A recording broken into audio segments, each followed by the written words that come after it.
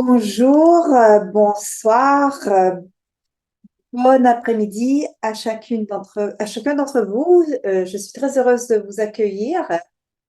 Euh, Nous sommes en train de vivre un moment très profond de notre Église et une saison très profonde pour l'Église. Donc, c'est un honneur pour moi que de vous accueillir et Sœur Mary-Jeanne vous souhaitera également la bienvenue au nom de l'Union internationale des sœurs supérieures.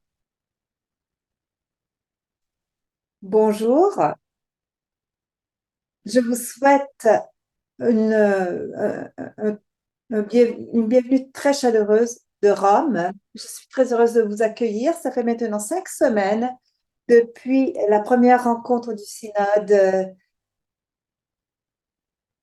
s'est terminée. J'aimerais j'accueille avec plaisir chacun d'entre vous à cette série de 2 rencontres pour le partage d'expériences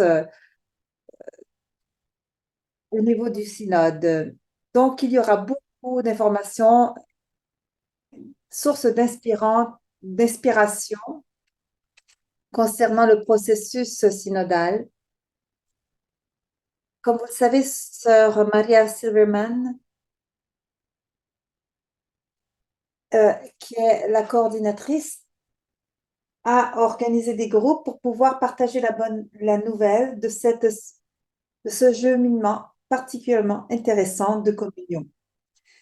Nous avons commencé la période de l'Avent, qui est une saison de couleurs, de lumière, de joie et de célébration.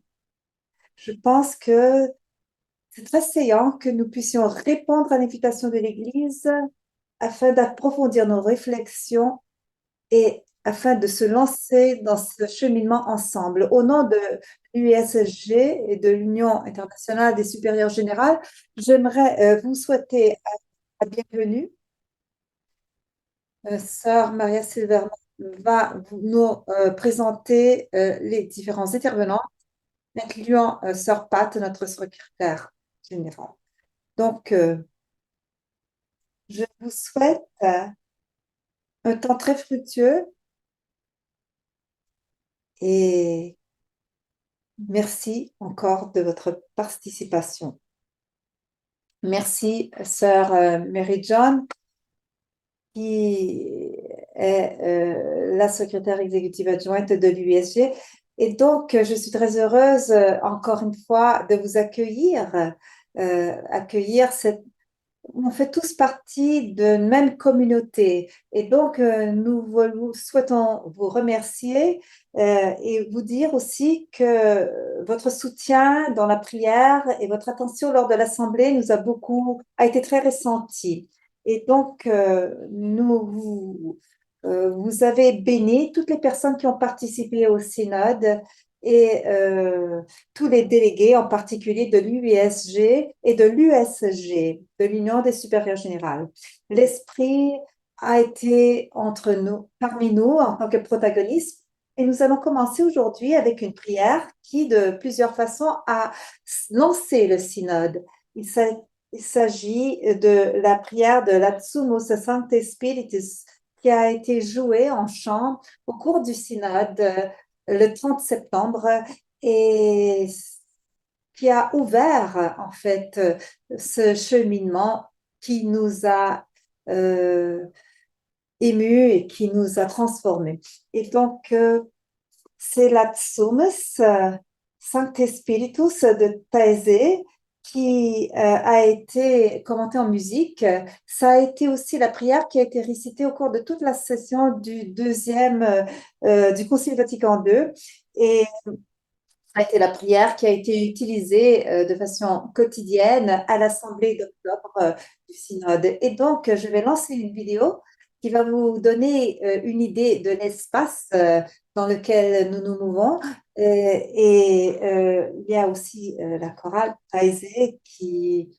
Donc, cette prière dit que nous sommes devant toi, Esprit Saint, et nous avons besoin de ton intercession Nous connaissons ta fragilité et nous sommes là devant toi avec toute notre fragilité. Nous souhaitons recevoir ton conseil. Et voilà, l'Esprit est toujours parmi nous. Et nous sommes dans un processus synodal. Et ceci fait partie de la prière que nous allons utiliser et nous vous invitons aussi à continuer à l'utiliser. Donc, merci beaucoup, Gianluca, pour lancer la vidéo afin que nous puissions jouir tous.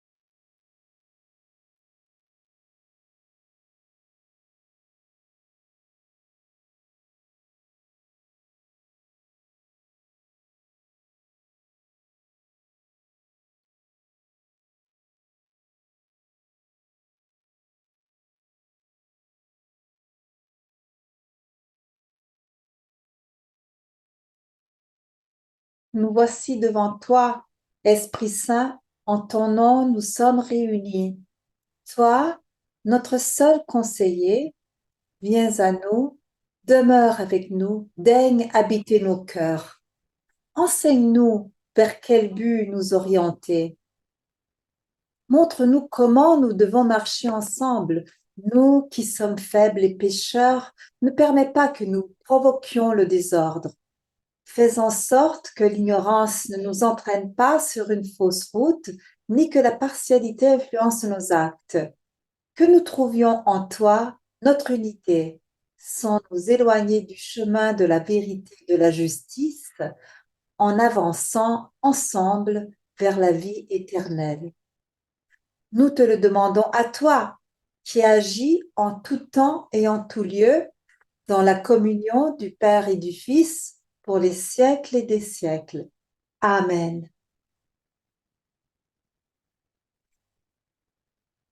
Voici la prière que nous prions en tout temps. Et donc, en ce temps de partage d'expériences du synode, ce que nous souhaitons faire aujourd'hui est de vous offrir une idée du calendrier pour vous donner une idée de ce qui s'est passé. Et aussi, nous aurons une facilitatrice, une animatrice qui va vous partager des images pour vous donner un peu une idée de ce qui s'est passé. Et ensuite, vous aurez la joie de pouvoir entendre le partage de 5 de nos délégués synodales qui vont parler de leur expérience. Ceci sera suivi, tel que nous l'avons fait en septembre, par un temps dédié à des conversations de groupe. Et nous nous retrouverons ensuite en plénière pour terminer, afin de pouvoir offrir nos bénédictions mutuelles et s'inviter à la prochaine séance qui sera également merveilleuse. Je vais maintenant partager mon PowerPoint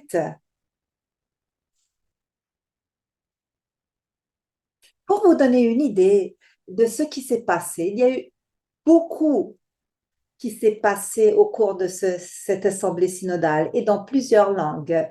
Il y a eu des images, différentes façons de communiquer et des directions à entreprendre pour l'avenir. Et donc, nous avons commencé en sachant que euh, tout le monde pouvait suivre ce qui se passait. Et c'était un instrumentum laboros euh, qui s'est passé en mai et juin. Et donc, il y a eu des retraites de 3 jours. Et il y avait 3 sections.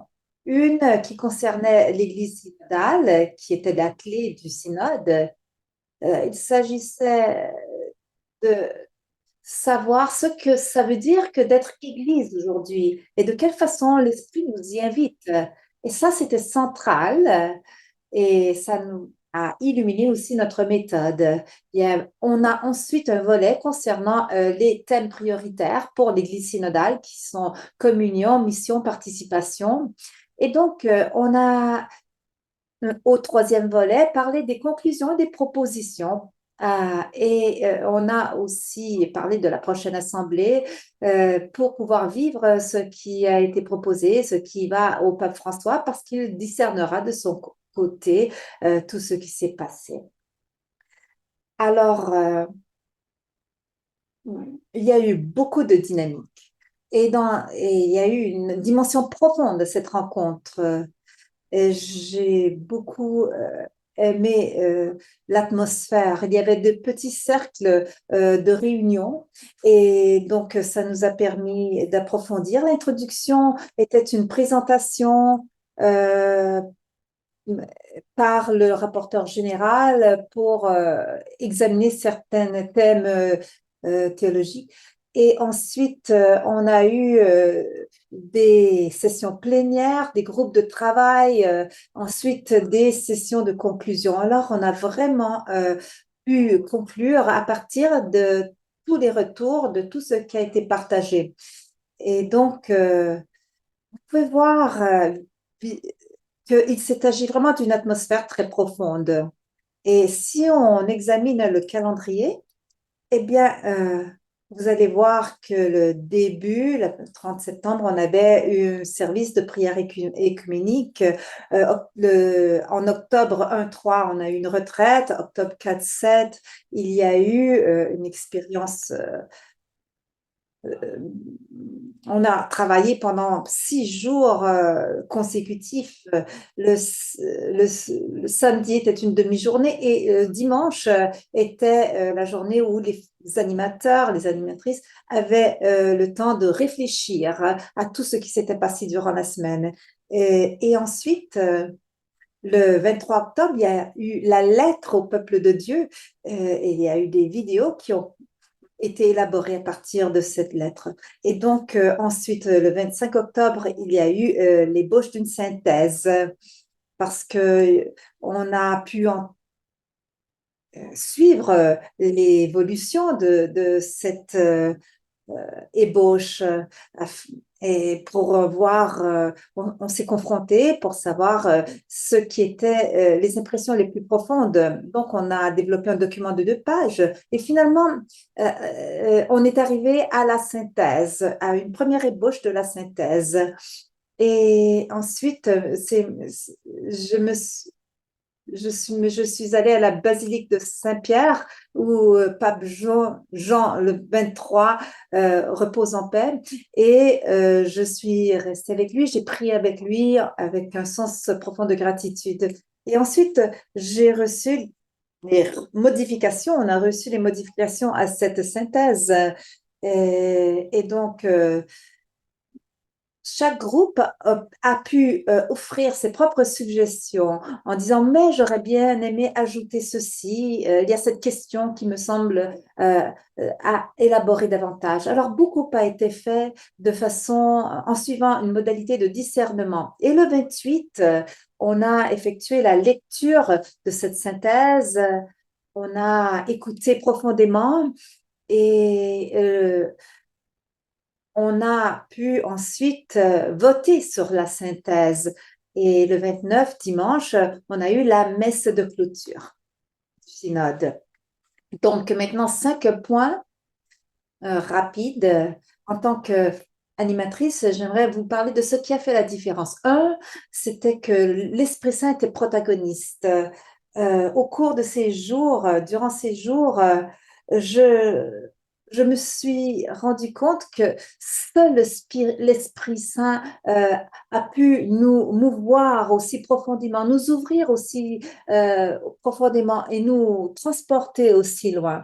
Alors, l'esprit était à nos côtés.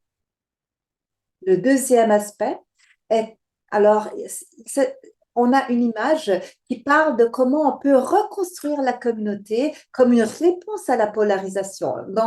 Il y a tellement d'endroits au monde, même dans notre Église, qui, plutôt que de, euh, de- alors, plutôt que de s'acharner à essayer de gagner son point, on doit plutôt construire des communautés qui peuvent collaborer sur différents sujets, surmonter leurs craintes et s'engager dans un dialogue et dans l'écoute. Et je pense qu'il y a beaucoup à dire sur les communautés.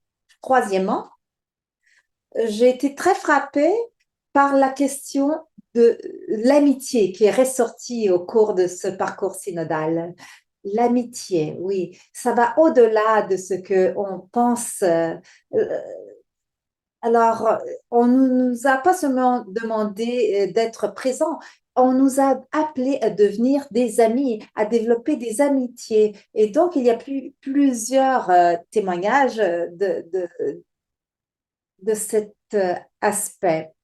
Et on a les, les- on a ouvert la session B2 et on a offert des réflexions très profondes sur les Écritures.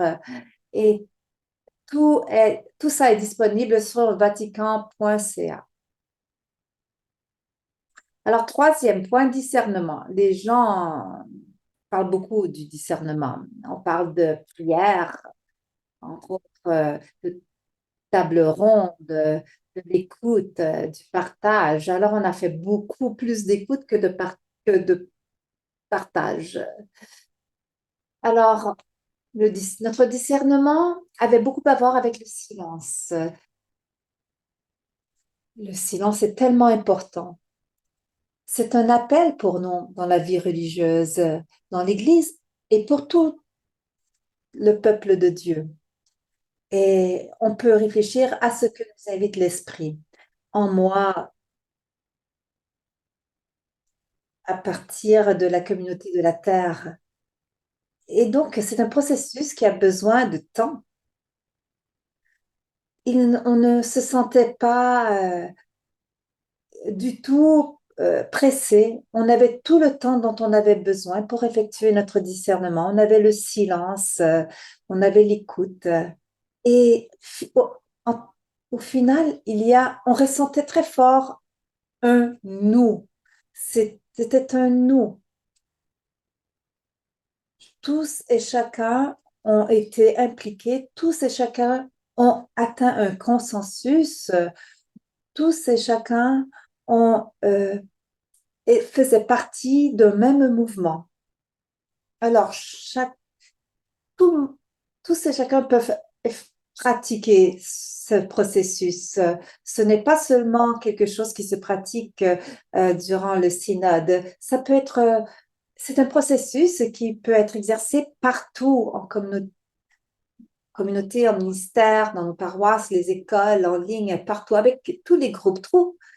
Trouver la façon d'appliquer cette expérience, de ce processus d'expérience, parce que c'est merveilleux. Et maintenant, on a toutes les personnes qui vont nous voir au cours de cette conversation et il s'agit de nos intervenantes qui partageront aujourd'hui. Nous allons commencer avec Sœur Pat Murray. Comme vous le savez, euh, vous connaissez déjà Sœur Pat. Je vais la présenter très brièvement. Sœur Pat est membre de l'Institut de la Bienheureuse Vierge Marie, les Sœurs de Lorette d'Irlande. Elle est secrétaire exécutive de l'Union internationale des supérieures générales, l'UISG. Donc, Sœur Pat, à vous la parole. Donc, nous avons invité chaque personne à parler pendant une période de 10 minutes au plus. Donc, Sœur Pat, à vous la parole. Merci beaucoup, Maria. Et donc, l'expérience du synode qui comprenait la prière œcuménique sur la place Saint-Pierre, la retraite au Sacro-Cœur et le rassemblement quotidien dans la salle Paul VI, ça a été pour moi une expérience transformatrice. Et je voulais dire que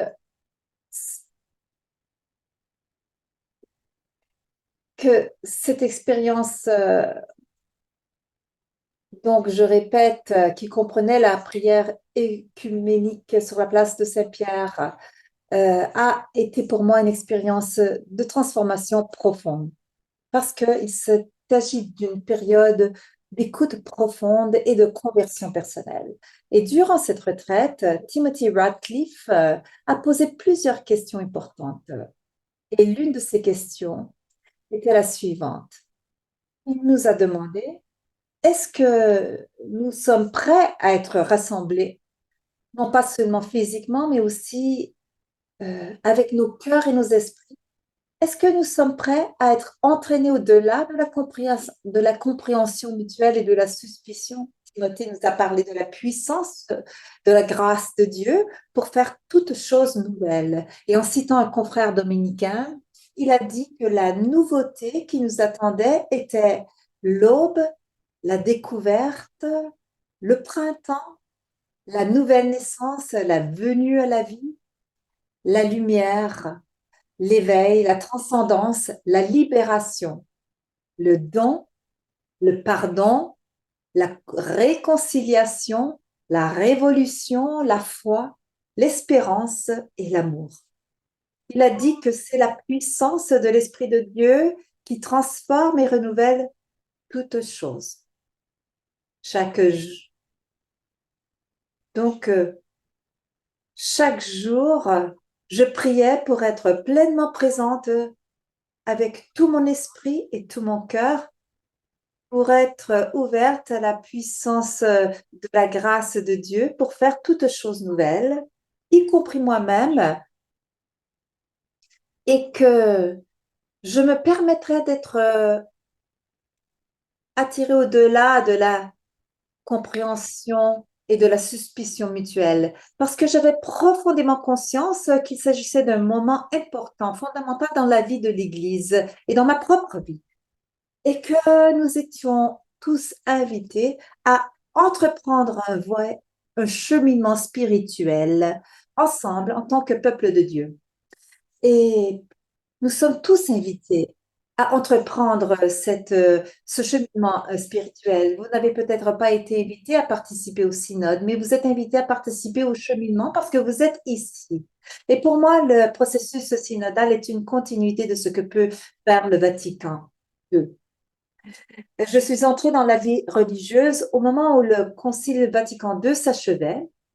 Et donc, ma formation en tant que sœur et aussi toute ma vie religieuse a été formée par les textes principaux issus du Concile Vatican II. Et j'aimerais vous rappeler que, en préparation pour le jubilé 2025, le pape François nous a demandé d'étudier et de réfléchir sur les 4 constitutions du Concile Vatican II. Lumen Gentium, Gaudium et Spes, Dei Verbum et Sacrosanctum Concilium. Donc, je vous invite à retourner sur ces documents comme je l'ai fait moi-même. Donc, pour en revenir à l'expérience synodale, j'étais plutôt anxieuse au départ, tout comme d'autres qui s'étaient assises à table avec moi. Et je peux vous assurer, nous étions assises à des tables de 12 et durant le mois, nous étions avec 4 groupes différents. Nous nous sommes présentés et au début de chaque rencontre de table, on a partagé la façon dont nous allions être appelés. Et dans la plupart des cas, chaque personne a préféré être appelée par son prénom, son titre. Et cela a été une étape importante dans la création d'amitié qui s'est effectuée dans notre cheminement. Il y avait en général 2 femmes assises à chaque table, 9 hommes, 9 hommes et l'animateur qui pouvait être homme ou femme. Et donc, j'étais très frappée par la variété des participants. Et à la veille du synode, lors de la veille écuménique animée par les frères de la communauté de Thésée, un groupe de jeunes, le pape François nous a rappelé que nous étions frères et sœurs de toute nation, de toute tribu, peuple et langue. Nous sommes les enfants, filles et fils, inspirés par l'Esprit reçus dans le baptême, appelés à la même espérance. Donc, la différence de culture, d'âge, de rôle, d'expérience, de perspective et d'attente composait une richesse immense au cours du synode. Et cette diversité, cette variété à tous les niveaux est le sens constant, le sentiment constant que j'ai ressenti durant toute l'expérience synodale. Ça m'a appelé à sortir au-delà de ma zone de confort afin de pouvoir pénétrer de nouvelles réalités et contextes. Les contributions des invités écuméniques et des participants des différentes églises orthodoxes ont été particulièrement riches et perspicaces.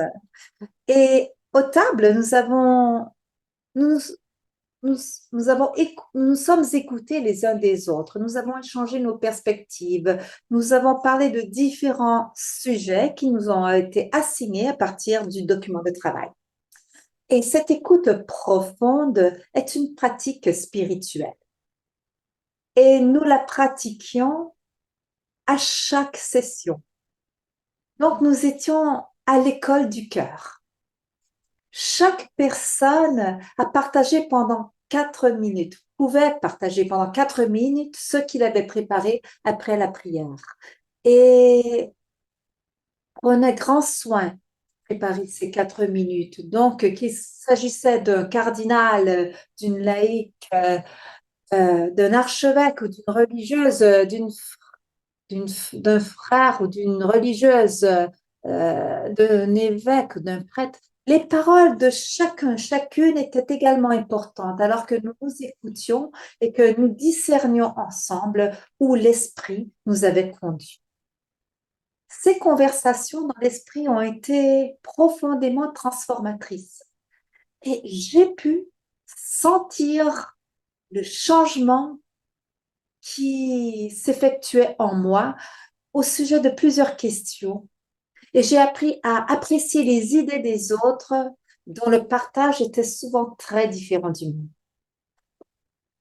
Timothy Ratcliffe avait promis que si nos mots sont pleins d'amour, ils bourgeonneront. Si nos mots sont pleins d'amour, ces mots bourgeonneront, s'épanouiront. Et c'est une image qui reste en moi.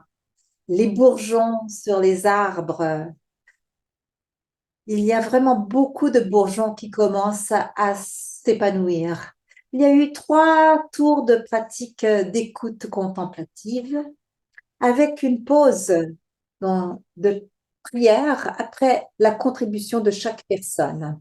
Et après les 3 tours, on a commencé la tâche finale de décider ensemble ce qu'il fallait inclure dans le rapport final. Et ce rapport contenait des points d'accord et de désaccord. Tous les rapports de table sont issus des 4 semaines ont formé le document final qui a été voté le jour final, le dernier jour. Et ce genre d'écoute est un appel de liberté, d'ouverture, d'ouverture envers l'esprit. Et plusieurs participants ont partagé la façon dont ils ont été en mesure d'accueillir différents points de vue et de contenir, de pouvoir ressentir les dissonances d'une façon nouvelle. Et plusieurs ont dit, avec un sentiment d'étonnement, qu'ils se sont sentis réellement écoutés. Et il y a eu donc non pas un débat, mais une écoute profonde de la parole de Dieu en nous. Merci. Nous allons utiliser la même pratique que nous avons eue au synode et inviter une minute de silence afin de pouvoir permettre à toute cette richesse de pénétrer en nous, la richesse qui a été partagée par Sœur Pat.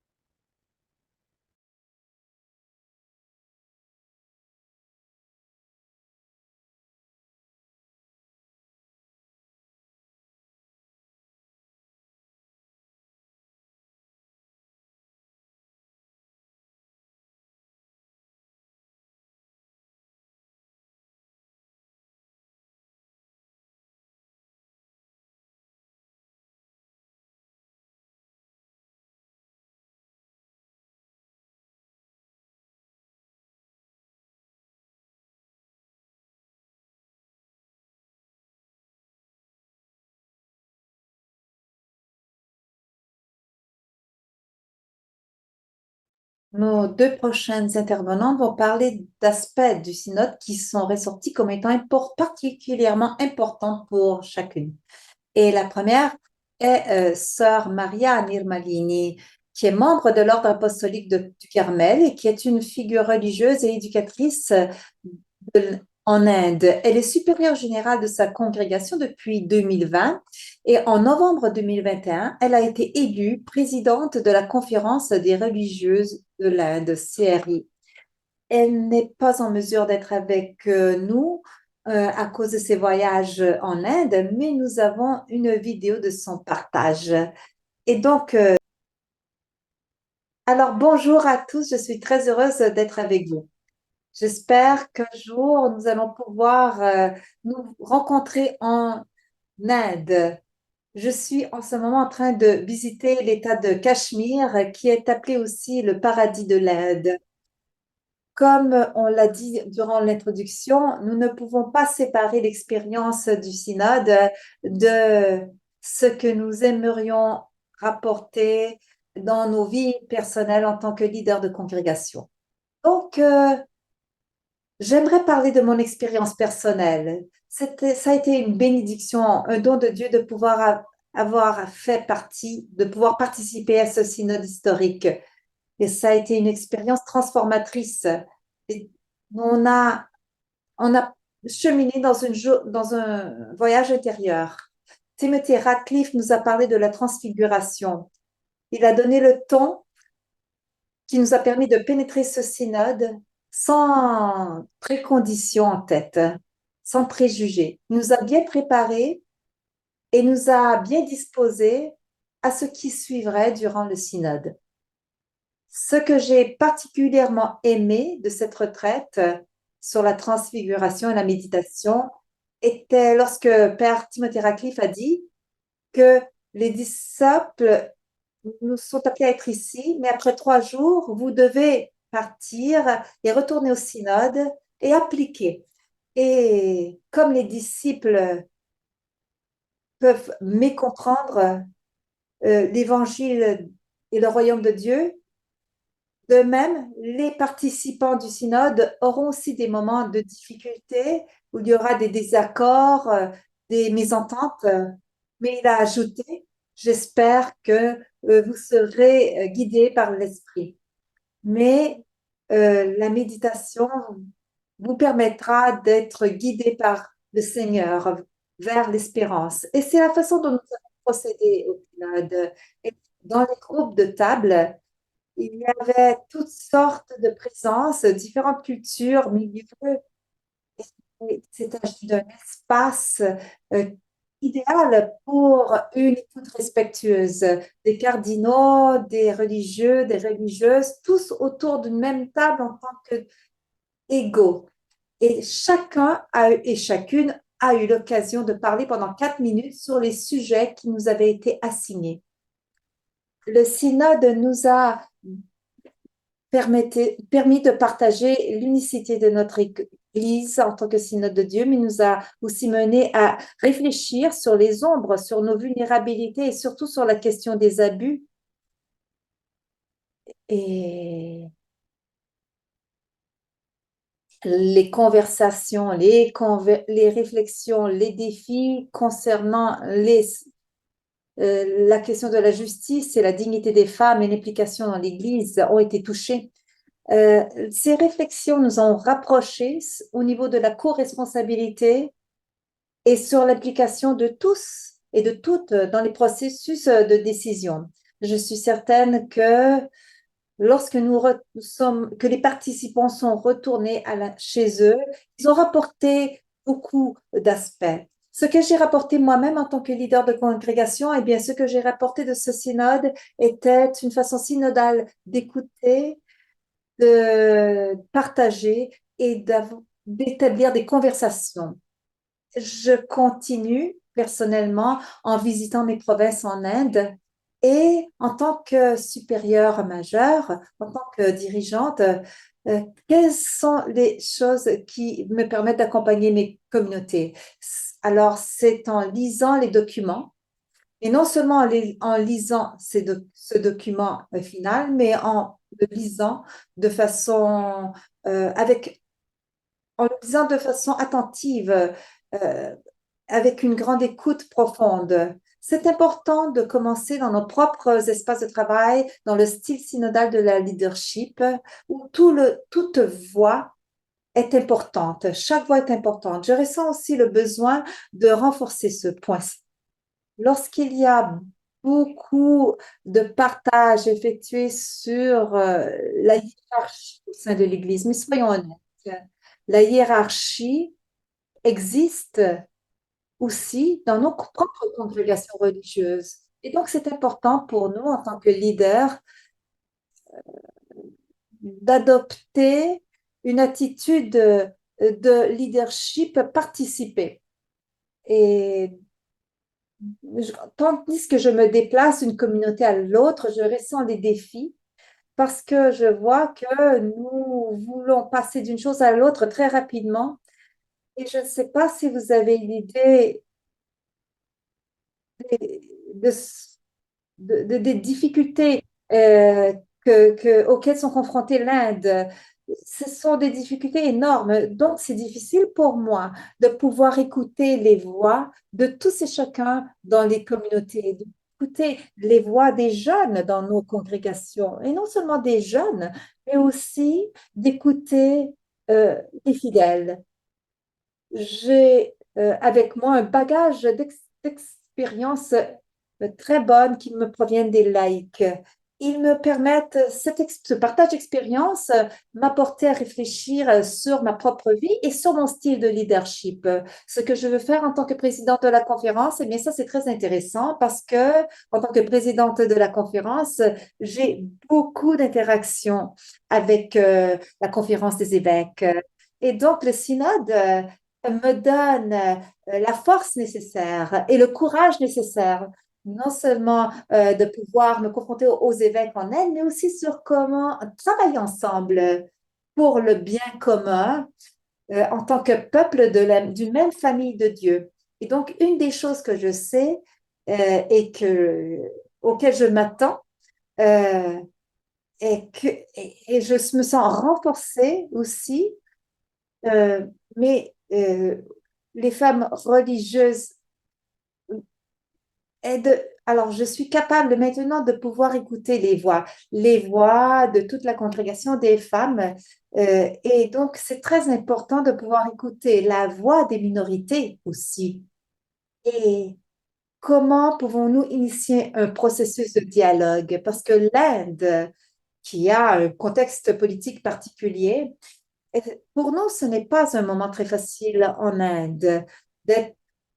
Ce n'est pas un moment facile pour les chrétiens en ce moment en Inde. Donc, comment pouvons-nous accompagner tous et chacun, surtout euh, du point de vue du leadership d'Église? Ça, c'est un grand défi. Mais je vous assure que diriger et accompagner, c'est pouvoir poursuivre un processus de conversation avec l'esprit afin de pouvoir être en mesure d'écouter, mais pas simplement d'écouter, mais d'écouter de façon respectueuse parce que nous devons lire les signes des temps et surtout, j'ai appris à écouter en moi le mouvement de l'esprit.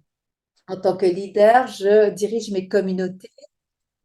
Euh, il y a un point qui est important pour moi, c'est à savoir ce que les pauvres s'attendent de l'Église.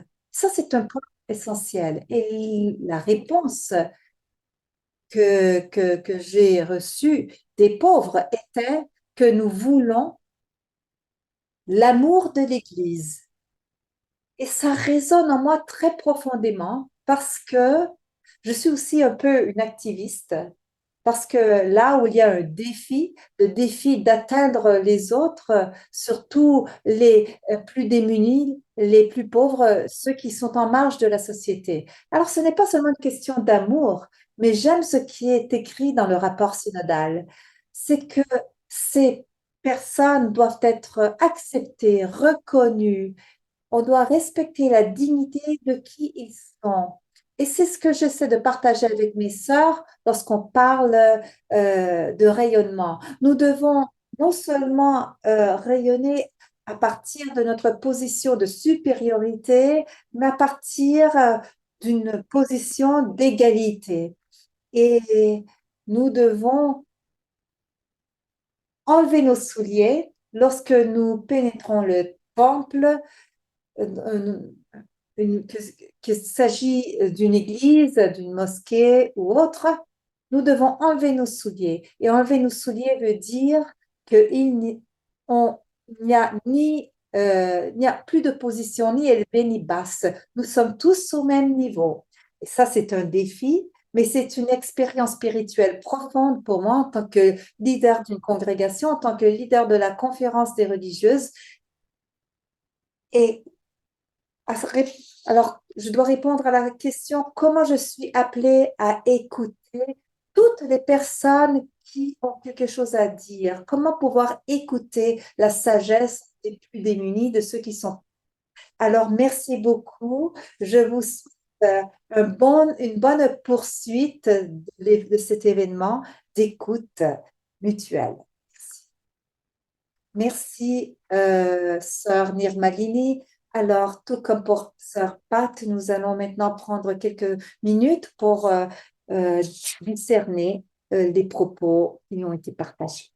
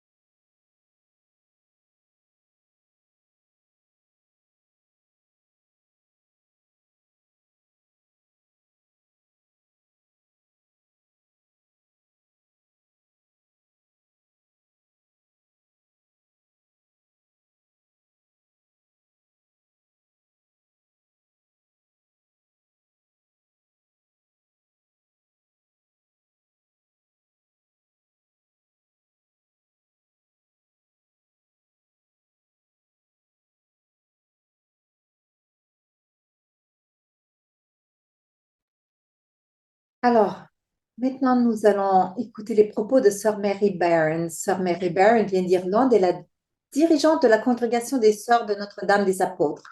Elle a été élue au Conseil exécutif de l'Union internationale des supérieurs en 2019 et en est devenue la présidente en septembre 2023. Donc, elle partagera aussi au niveau de la question quels aspects du contenu du synode sont apparus importants pour vous. Merci, Sœur Mary. Merci Maria. Je vais maintenant partager mon écran.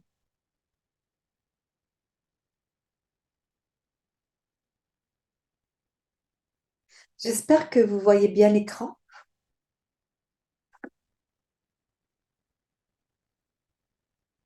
Donc, merci. Je suis très heureuse de pouvoir être parmi vous tous cet après-midi. Et lorsqu'on parle de contenu, notre esprit se tourne vers différentes questions émergées, mais il est important de se rappeler qu'il s'est agi d'un synode sur la synodalité. Et donc l'emphase est sur notre façon d'être Église, ensemble, et de embrasser le style synodal. Et pour moi, il y avait quatre images qui sont ressorties et qui parlent de moi, qui me parlent des contenants des contenus importants, pardon.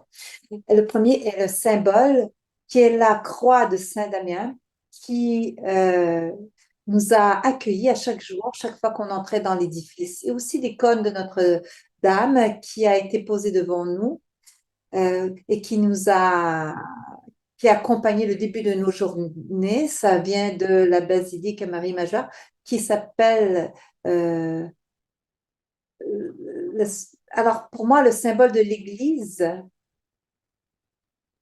nous permet de nous rappeler que, nous, que le Seigneur nous demande à réparer notre maison et qu'on doit, l'icône a été créée à Saint-Luc et a été amenée à Rome, où il a été crédité avec le miracle de la libération de l'Église de la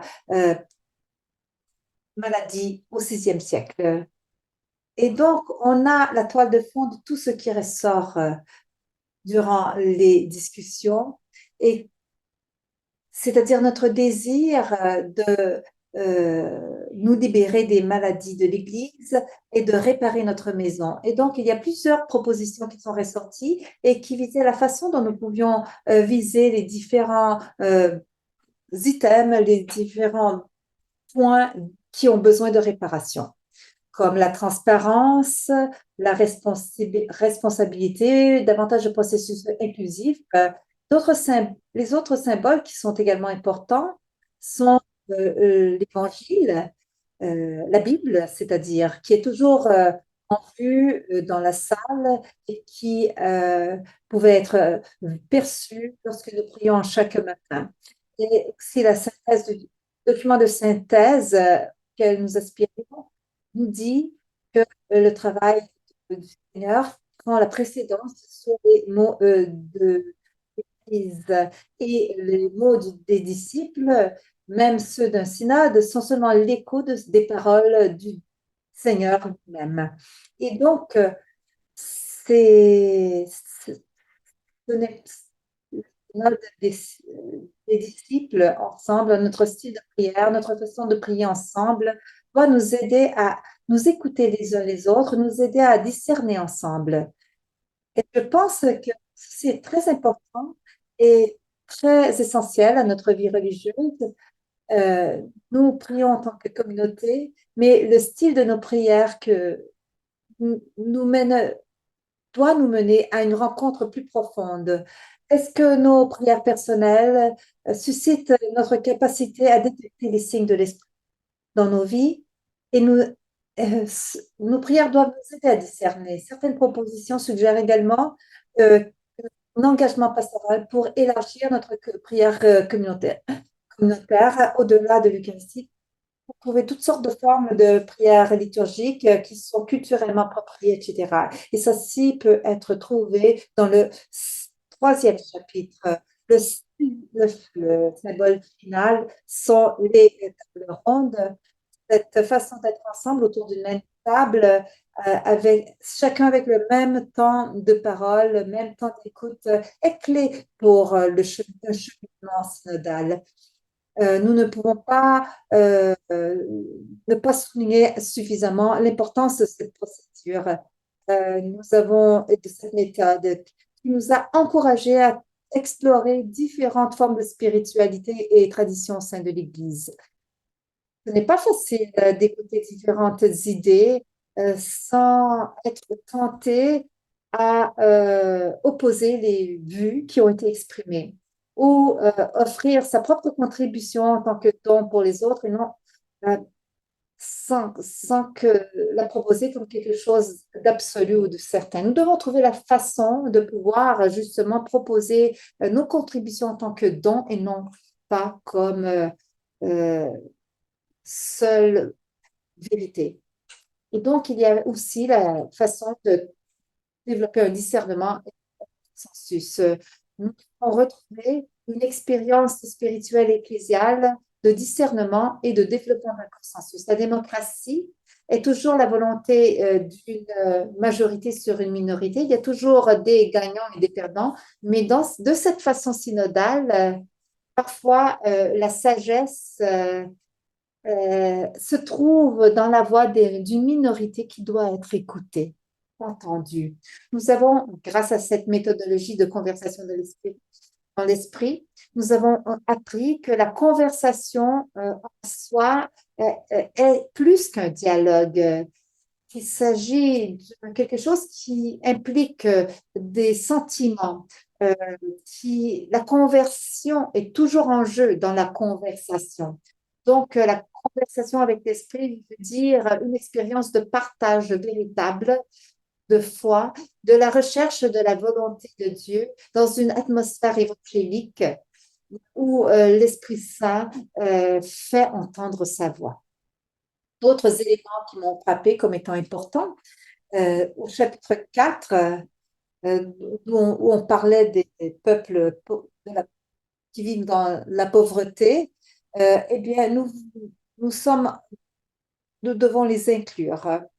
Donc, le document dit que l'expérience de la rencontre, du partage d'une vie commune et de servir ceux qui vivent en pauvreté et aux marges de la société devrait être une partie intégrale de toute formation offerte par les communautés chrétiennes. Il s'agit d'une exigence de foi et non une option.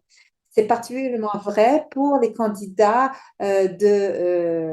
pour le ministère ordonné. Et aussi, l'appel à un ministère diaconal est également important. Les diacres sont ordonnés pour servir le peuple de Dieu. Et donc, au niveau du mot de la liturgie aussi, surtout dans l'exercice de la charité. Une des propositions est, tandis que nous repensons à ce ministère, nous devons l'orienter davantage vers le service des pauvres. Dans le 5e chapitre, qui est intitulé De chaque tribu, langue, peuple, nation, on a une seule Église, des systèmes au sein de l'Église. Alors, il y avait beaucoup dit autour de l'impact de l'évangélisation au niveau des cultures locales. Nous, au sein de l'Église, nous ne sommes pas immunisés aux différentes influences et nous devons nous devons guérir, nous devons réconcilier avec l'aide de ceux qui ont été euh, endommagés afin de pouvoir éradiquer tout ce qui est racisme. Nous devons aussi euh, identifier les processus d'injustice afin de pouvoir justement les guérir.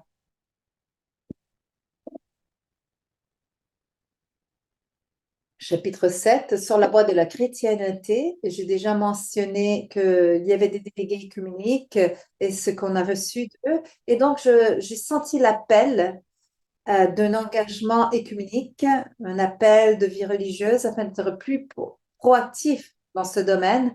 La collaboration donc parmi tous les chrétiens est essentielle pour adresser les défis pastoraux de notre époque. Et dans les sociétés sécularisées, ceci permet aux voix de l'Évangile d'être mieux entendues. Bien sûr, les femmes dans la vie de l'Église eh bien, il s'est agi du chapitre 9 qui est très important. Je vous invite à le lire. Et personnellement, on a eu des discussions et des assemblées sur la question de la participation des femmes dans l'Église. Il s'est agi d'un moment très puissant. Il y a eu un grand accord sur différentes questions, surtout en relation au rôle de leadership et de responsabilité. Et la proposition finale n'est peut-être pas très grandiose, mais il y a des points très essentiels auxquels j'aimerais attirer votre attention. Le fait que 80 propositions faites dans ce document, seulement et de toutes ces propositions, il y en a une qui est marquée comme étant urgente. Et il s'agit du fait qu'il est urgent d'assurer que les femmes puissent participer au processus décisionnel de l'Église et assumer des rôles de responsabilité pastorale. Et il y a aussi le chapitre concernant la vie consacrée et l'association de laïcs. Et donc, on a un style charismatique. Alors, ce chapitre m'a frappé comme étant particulièrement important à cause du fait qu'on demande de reconnaître les abus d'autorité. On a un appel pour approfondir la collaboration. On a parlé de l'abus de pouvoir, justement, surtout au niveau de l'exercice de la direction, des pouvoirs de direction. Et donc, on doit avoir un style de direction qui soit davantage participé. On doit être plus proactif, plus protagoniste en tant que religieux et croire et activer des relations avec des différentes entités. Et finalement, on est passé au chapitre de la formation. Le mot de formation apparaît 56 fois dans le document et ce mot est donc très fort. On ne peut pas évoluer en tant qu'Église synodale sans la formation à tout niveau et dans différentes dimensions, au niveau de comment être synodaux, comment prier, comment agir. Donc, nous avons beaucoup à faire au niveau de notre synodalité et de notre formation à ce niveau. Et je vous remercie beaucoup pour votre attention. Je vous offre maintenant une photo finale des 10 délégués de l'USG et de l'USG. Merci beaucoup. Merci, Mary. Il y a vraiment beaucoup de partage, beaucoup d'éléments essentiels dans ce partage, et donc des images, des mots et des sentiments qui sont offerts par Mary. Merci, Mary.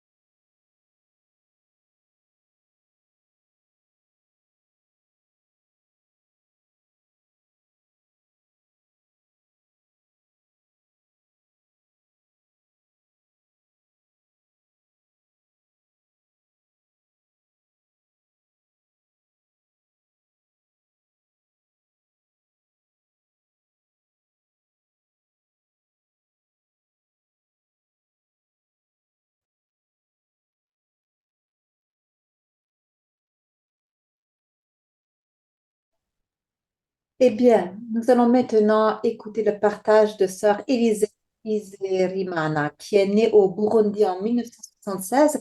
Elle est membre de la congrégation des sœurs de la Sainte Famille de Nazareth.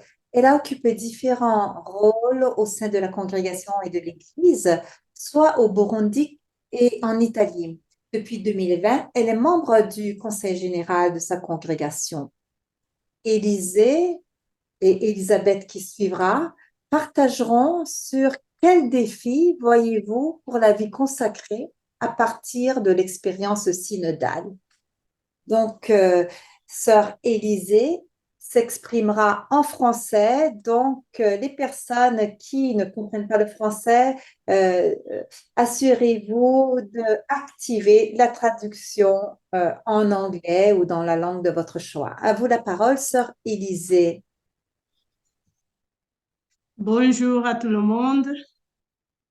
Et à partir de l'expérience du synode, je voulais souligner tout simplement les 5 défis que je vois pour la vie consacrée.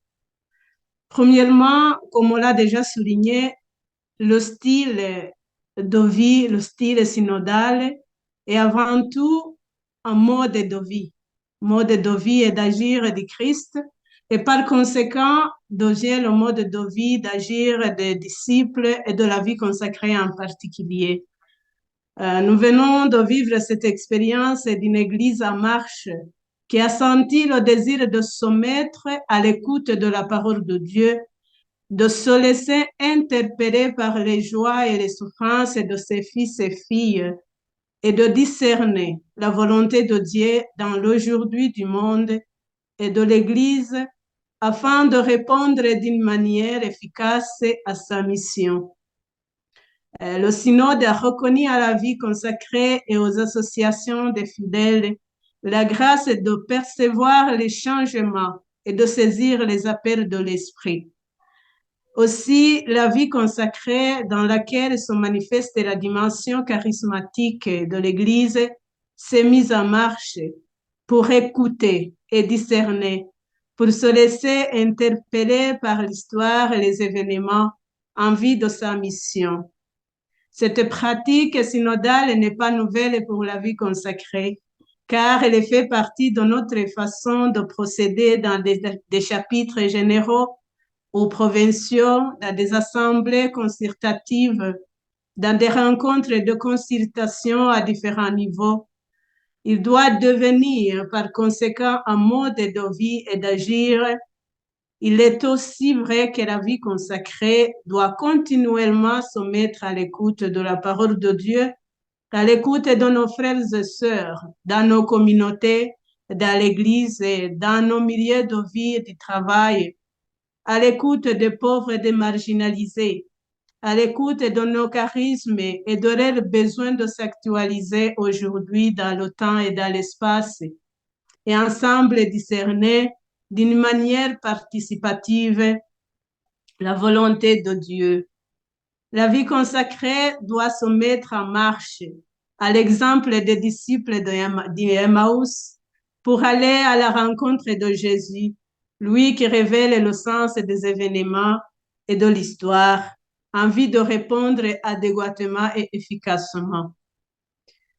Deuxième défi, l'expérience synodale relève le défi de la communion dans la diversité dont la vie consacrée aspire à vivre.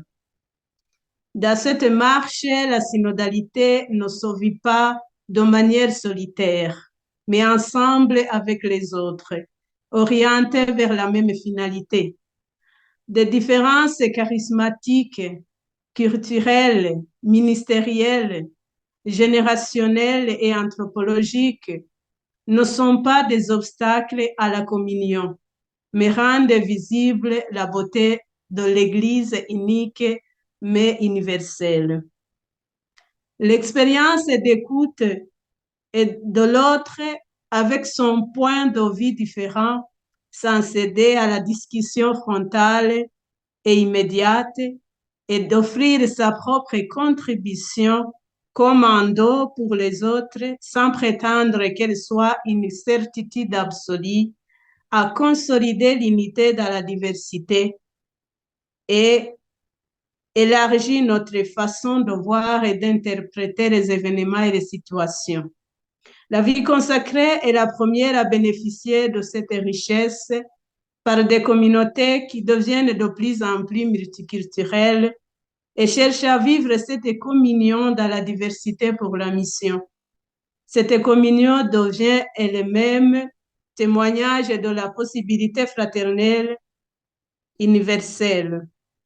Le défi est de faire si que cette diversité puisse permettre à tous de partager son point de vue, d'être écouté et d'être impliqué dans le discernement, dans le respect, mais aussi dans la capacité d'apprécier et se laisser interpeller par l'autre, de faire don et d'accueillir le don que l'autre offre.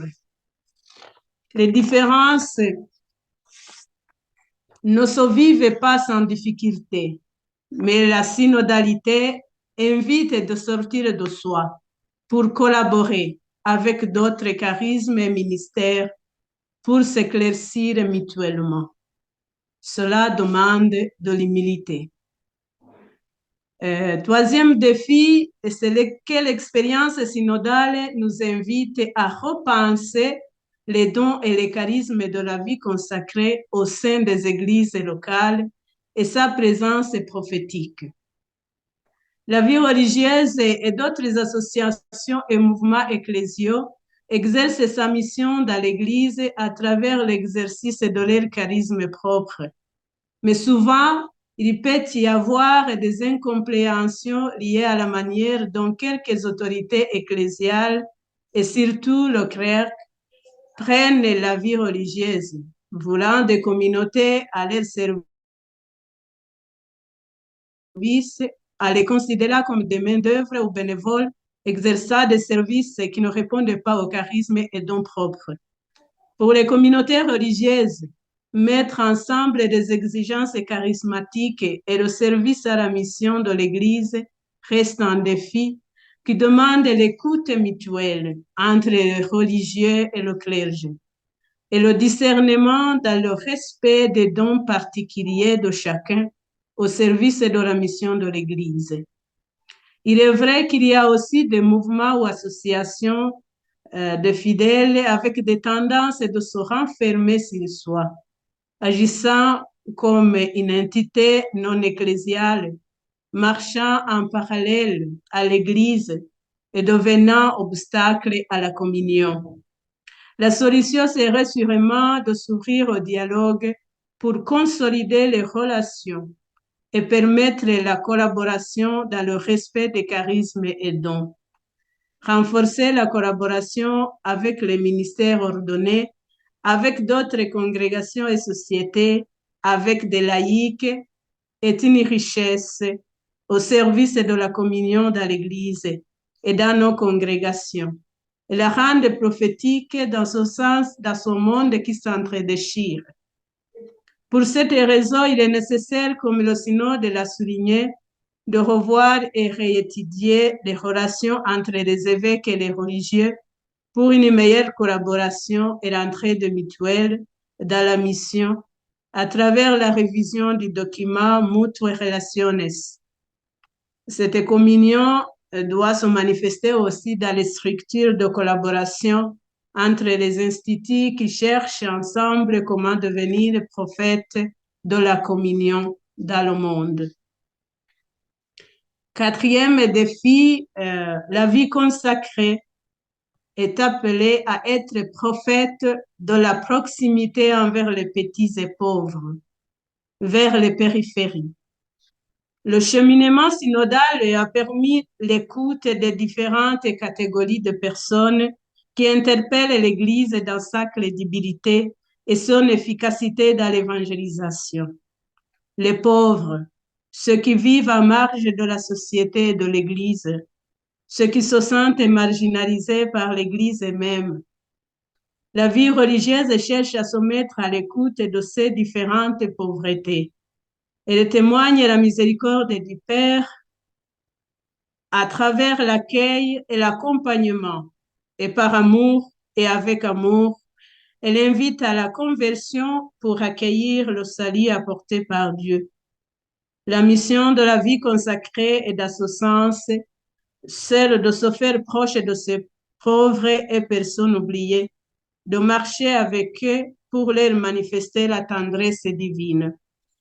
La vie consacrée, protagoniste de la promotion humaine, doit aussi se faire promotrice de l'inculturation du message de la foi dans l'écriture en les purifiant de ceux qui ne contribuent pas au salut de l'homme et de la femme.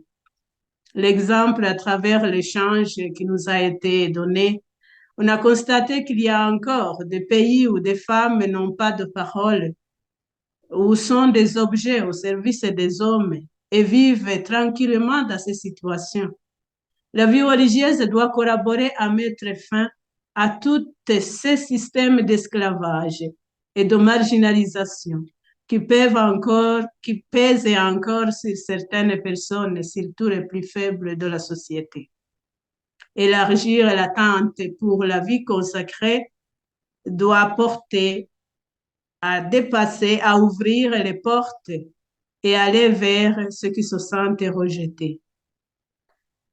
Cinquième défi, c'est que la vie consacrée, les membres des associations de fidèles, ce qu'ils doivent faire face au problème des abus. Les difficultés des abus sont liées parfois à la mauvaise compréhension du service de l'autorité. Pour quelques-uns, l'autorité donne des privilèges d'agir et de décider comme on veut au lieu de la vivre comme service. Que ce soit des habits de la part des ministres ordonnés, que ce soit des habits de la part des fondateurs ou supérieurs de nos communautés religieuses, ils dépendent souvent de cette compréhension tordue de l'autorité qui n'est pas vécue comme service, mais comme possibilité de commander sur l'autre. Le cléricalisme et l'autoritarisme portent aux différents abus du pouvoir d'intra et d'extra de nos communautés et à l'exclusion, alors que l'autorité dans l'Église synodale et dans nos communautés doit être inclusive, considérant la participation de tous dans le discernement pour mieux répondre à la mission. D'où alors la vigilance est nécessaire, que ce soit à l'intérieur de nos communautés, que ce soit dans la collaboration avec des ministres ordonnés ou non. Il est nécessaire d'aider nos consoeurs à dénoncer et à dépasser des intimidations que souvent peuvent subir. C'est aussi nécessaire de former à la liberté et à la bonne compréhension du vœu d'obéissance qui nous engage à obéir à Dieu, au supérieur, mais dans le respect mutuel, loin de réduire la personne à la soumission aveugle et à l'infantilisation des plus faibles. Ça reste de grande nécessité pour la vie religieuse de former d'une manière permanente ses membres pour une maturation humaine et spirituelle et pour pouvoir répondre à tous ces défis mentionnés. Merci.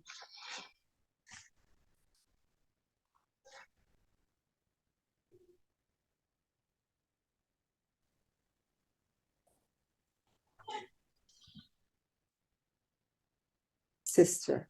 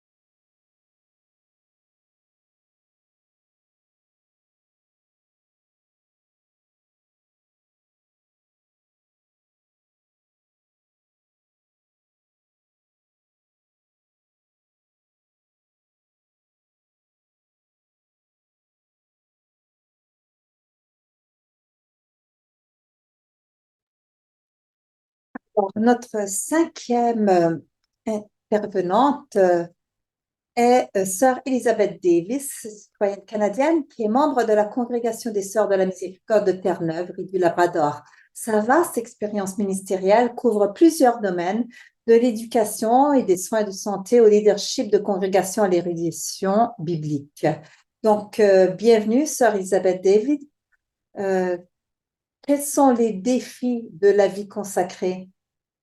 Elle va donc répondre à cette question. Merci. À vous la parole, sœur Elisabeth.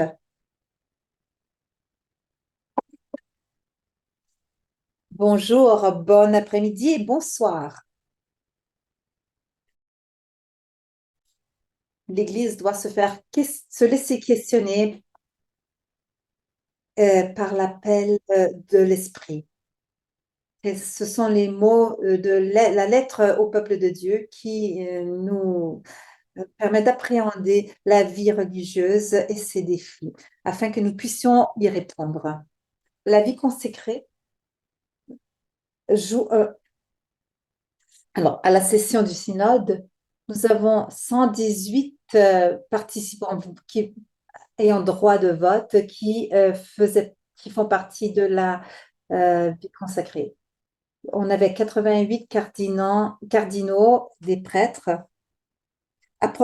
Environ un tiers des participants qui n'avaient pas droit de vote provenaient de instituts religieux. La déclaration du chapitre de notre congrégation a été identifié comme étant essentiel à la mission synodale. Ces documents, la lettre au peuple de Dieu et le rapport de synthèse nous appellent à travailler avec les personnes qui sont pauvres, malades, seules, les personnes âgées, les personnes victimes d'abus, les personnes analphabètes et autres. Donc, la miséricorde nous demande de donner à boire aux assoiffés et de donner à manger à ceux qui ont faim. Et donc, on est appelé à examiner nos réactions avec de nouveaux yeux. Moi, j'avais faim, j'ai reçu à manger. Moi, j'avais soif. Moi, j'ai été étranger. Nous sommes rappelés qu'il y a plusieurs personnes qui ont besoin d'aide et nous avons de la difficulté à les aider, à les atteindre. Les jeunes, les enfants, les personnes abusées, les abuseurs, les communautés chrétiennes, les migrants, les réfugiés, les personnes avec des difficultés cognitives. Nous devons toujours nous rappeler que nous devons être guidés par l'humilité. Malgré que le rapport de synthèse ne nomme pas les membres de la communauté LGBT ou parle de l'orientation sexuelle et de la diversité de genre comme étant différents de notre caractéristique dualistique, il y avait eu des allusions indirectes à ces questions et aussi à des questions d'identité sexuelle et autres. Donc, le rapport de synthèse dit qu'il est important de prendre le temps nécessaire pour réfléchir sur ces thèmes et d'investir nos meilleures énergies à cet égard sans euh, laisser prendre par des jugements simplistiques. Nous devons effectuer cette réflexion avec les membres de la communauté LGBT en utilisant la sagesse issue de la biologie, de la psychologie, des sciences sociales afin de pouvoir déterminer si nos enseignements actuels reflètent vraiment la voie de l'esprit. Notre cheminement synodal veut dire que nous devons marcher aux côtés de d'autres foi, euh, d'être des porteurs de foi, de guérison dans des endroits de souffrance et là où il y a besoin. La déclaration sur le changement climatique signée par plusieurs euh, dirigeants euh, sont des exemples de comment nous pouvons travailler et marcher ensemble. Si nous devons répondre de façon intégrée à une justice écologique et sociale, nous devons marcher aux côtés et écouter les humains et les non-humains, non seulement nous-mêmes. Nous avons beaucoup à parcourir afin de pouvoir comprendre ce que veut dire marcher avec la terre lorsque tout ce que nous avons connu jusqu'à maintenant est de marcher sur la terre. Et donc, nous devons, le document établit également que l'Église et son enseignement doit de façon plus explicite intégrer ces fondements bibliques concernant l'écologie intégrale. Et donc, l'histoire de la cosmique, nous devons reformer les fondements de la théologie aujourd'hui. L'intelligence artificielle, l'apprentissage par machine sont des outils qui seront bientôt plus intelligents que les êtres humains eux-mêmes. Des penseurs, incluant l'Académie pontificale pour la vie et l'Appel de Rome pour l'éthique, euh, essaient d'établir des frontières éthiques pour diriger ces nouvelles technologies afin d'éviter l'exploitation. Comment pouvons-nous imaginer un avenir avec ces créations? Il y a d'autres dons que nous, en tant que personnes consacrées, peuvent amener à une église synodale. Les notes du document que plusieurs congrégations instituent au niveau de la conversation avec l'esprit ou d'autres formes de discernement dans la conduite de leurs chapitres provinciaux et généraux. Nous pouvons être une ressource pour soutenir les paroisses et les diocèses, tandis qu'ils s'engagent dans différentes conversations afin de pouvoir partager les valeurs d'une écoute et d'un dialogue contemplatif. Et aussi, nos communautés religieuses ont utilisé leurs chapitres pour évaluer la responsabilité de leurs dirigeantes et de leur structure de direction. On doit aussi utiliser des processus de responsabilité pour nos évêques et pour d'autres.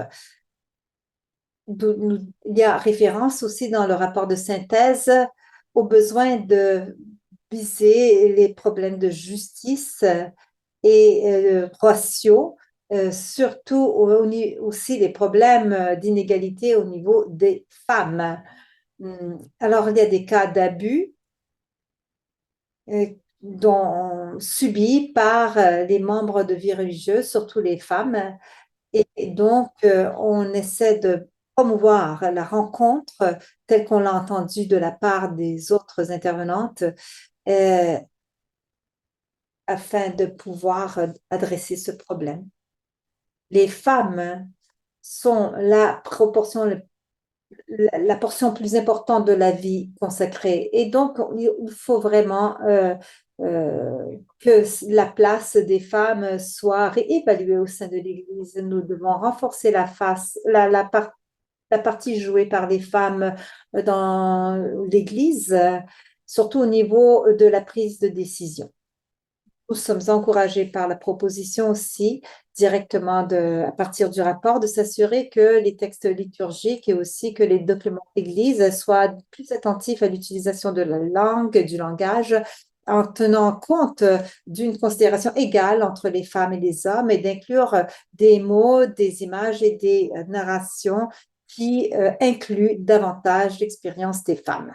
Nous sommes euh, frappés par certains mots qui sont inclus dans le rapport, comme qui visent des différences et pour des expériences, l'expérience humaine. Le document témoigne de la complémentarité et de la réciprocité des hommes et des femmes.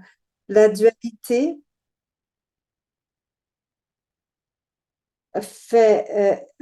comporte deux expériences différentes de l'humanité, ne- euh, entrave la réponse à l'appel baptismal des femmes. Les femmes sont exclues des rôles de leadership de l'Eucharistie euh, simplement parce qu'elles ne sont pas des hommes. Comment pouvons-nous, les femmes, croire que nous sommes créées à l'image de Dieu et comment notre Église peut-elle devenir un modèle de dignité pour des femmes dans le monde si cet aspect ne change pas? Alors, pour chacune d'entre nous dans la vie consacrée, il s'agit d'un grand défi. Nous serons tentés d'adopter des solutions qui, ne, qui sont extérieures. Cependant, l'Église nous demande de s'impliquer dans une vision synodale afin de pouvoir la réaliser au sein de notre génération. Si cette vision n'est pas réalisée, de bonnes personnes vont quitter notre Église pour- et trop de personnes ne trouveront jamais la guérison, l'espérance et la réconciliation que notre Église, par l'écoute de l'Esprit, peuvent amener. Avant la prochaine session du synode qui se tiendra en octobre 2024, nous, de la vie consacrée, doivent atteindre les périphéries et demander à d'autres de se joindre à nous dans notre cheminement synodal afin de pouvoir devenir une église synodale en mission missionnaire, de façon à ce que chacun d'entre nous puisse écouter la parole de Dieu, être des voix prophétiques, une voix prophétique, afin que notre Église réponde aux besoins réels de la terre et du monde d'aujourd'hui. Dieu dit que les, qu'il a créé les plantes pour nous afin de pouvoir nous donner un avenir plein d'espérance. Amen. Amen. Et donc, nous prenons un instant pour discerner. Je vous invite donc à pondérer sur ce qui vous a frappé, sur ce qui vous appelle, ce qui appelle votre cœur et votre esprit, tandis que vous avez écouté les paroles d'Élisabeth et des quatre sœurs qui l'ont précédée. Donc, quelques minutes de silence.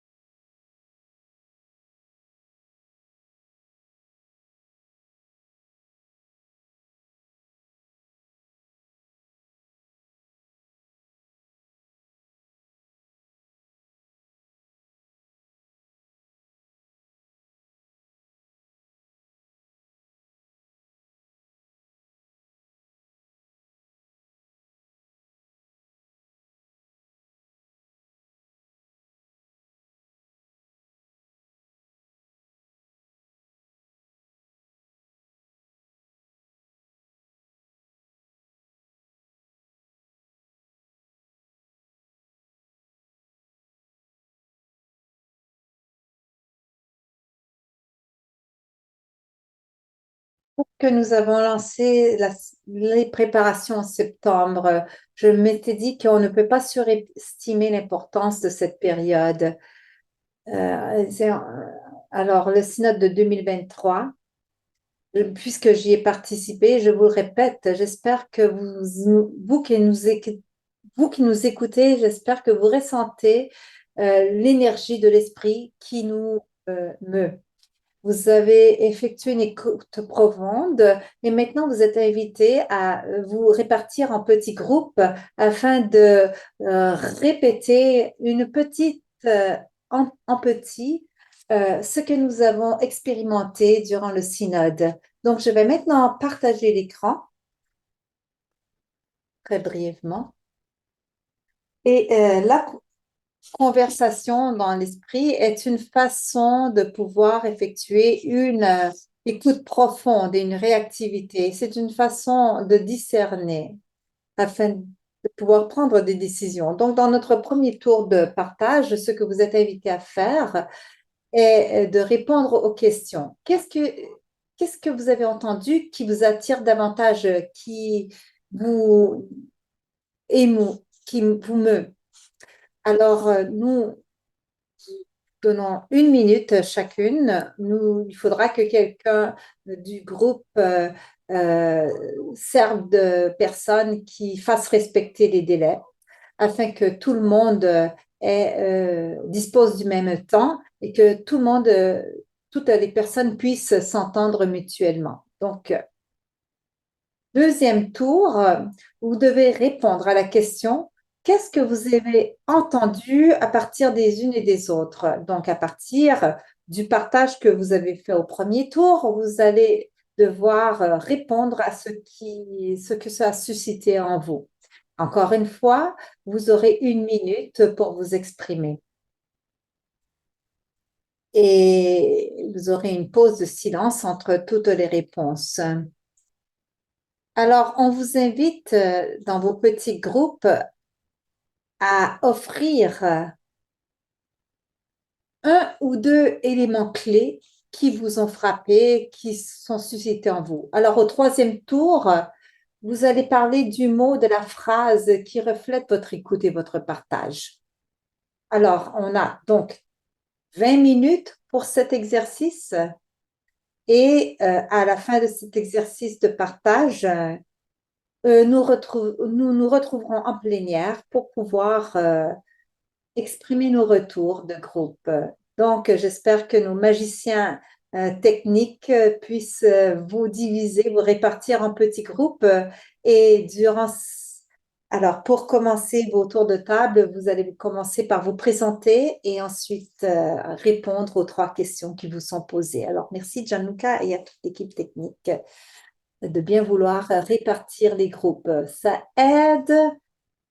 Ça facilitera la tâche de répartition en groupe si vous êtes renommé en faisant précéder votre nom par l'initiale.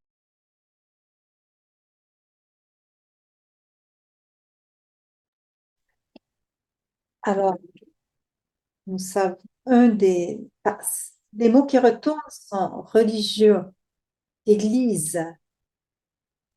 C'est fort de réaliser que ce que on partage retourne de toujours. Ça fait partie du cheminement d'une église synodale qui nous demande de faire partie de l'église. Je vous remercie donc. Nous allons maintenant trouver une façon, soit par courriel ou grâce à l'enregistrement, de pouvoir euh, partager.